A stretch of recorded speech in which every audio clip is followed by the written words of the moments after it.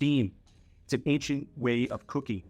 Japanese use it to do rice cakes. Chinese cooks use it to steam dumplings. Mexican cooks use it to cook tamales. It's gentle. It uses boiling water vapor captured in a bamboo basket or an aluminum basket or a clay pot to be able to cook the product. It's very gentle for the product. So dumplings, fish, even chicken cooks really well in steam. Another advantage of steaming is that it maintains the nutritional value of the product itself, because in our other videos we talk about some of the nutrients go into the water. Here, it's not touching the water. It's an indirect cooking method.